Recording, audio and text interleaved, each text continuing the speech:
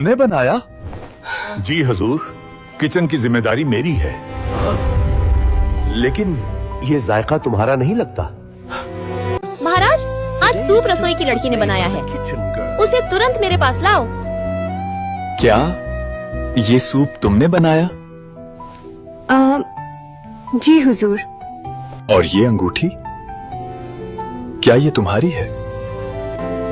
एक गरीब बावर्ची लड़की के पास इतनी कीमती चीज कहाँ से आएगी हुजूर? राजकुमार ने गौर से देखा। तुम मुझे किसी की याद दिलाती हो, उसी की जिससे मैंने महफिल में नाच किया था। खैर, तुम्हारा सूप बहुत स्वादिष्ट था। धन्यवाद महाराज। कुछ दिन बाद फिर एक दावत रखी गई। राजकुमारी ने फिर रसोई वाले से कहा, जनाब, सब काम खत्म हो गया है। क्या मैं कुछ देर के लिए महल की रौनक दिखाऊं? ठीक है, तुम जाओ, लेकिन आधे घंटे में वापस आ जाना। शुक्रिया जनाब, मैं वापस आऊंगी और सारी राख साफ कर दूंगी। वो भागी, कमरे में गई, चेहरा और हाथ धोए और इस बार चांद जैसे चांदी रंग का गाउन पहना।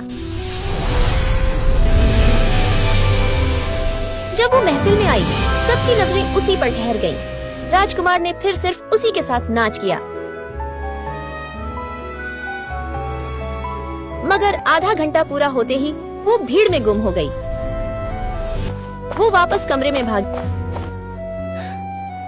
रसोई का कपड़ा पहना और फिर से राख लगा ली। फिर चुपचाप किचन में लौट आई।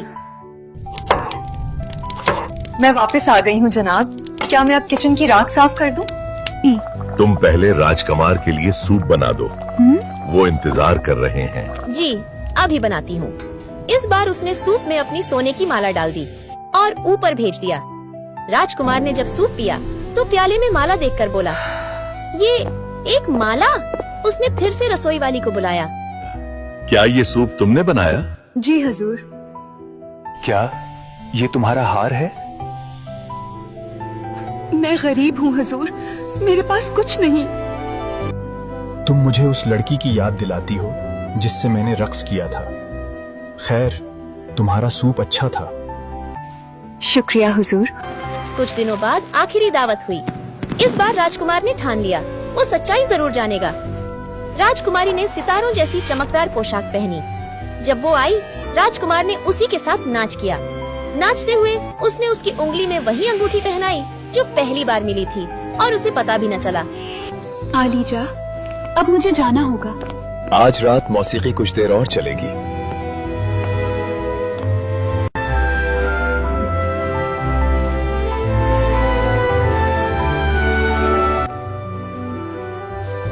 नाच लंबा चला। राजकुमारी को समय नहीं मिला कि वो फिर से भेस बदल सके। वो दौड़कर रसोई पहुंची। कहाँ थी तुम?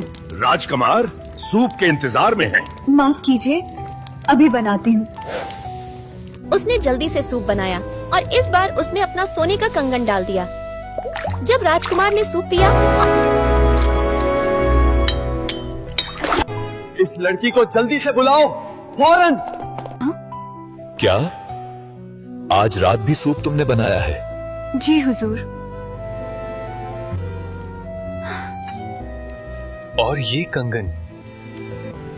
एक गरीब बावर्ची लड़की के पास इतनी कीमती चीज कहाँ से आएगी?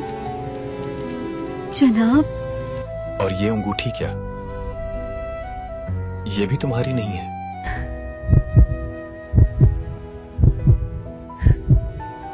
अब मैं जान गया, तुम ही वो हो जिसके साथ मैं महफिल में डांस करता रहा हूँ। बताओ, तुम कौन हो? राजकुमारी ने सब सच बताया। अपने पिता, अपनी माँ की आखिरी इच्छा और अपने दर्द की कहानी। राजकुमार ने कहा, जब हम पहली बार महफिल में मिले तब तुमने ये सब क्यों ना बताया? क्योंकि मैं ये देखना चाहती थी कि क्या आप सिर्फ मेरे हुस्न के दीवाने हैं या मुझसे मोहब्बत भी करते हैं, कि सब्र से मेरी हकीकत जान सकें। मेरी माँ कहती थी, प्यार इंसान को खूबसूरत बना देता है। राजकुमार ने कहा, मैं तुमसे मोहब्बत करता हूँ, चाहे तुम वाकई एक बावर्ची लड़की ही क्यों ना होती। क्या तुम मुझसे शादी करोगी? जी जनाब, मैं आपसे शादी करूंगी। शादी बड़ी धूमधाम से हुई।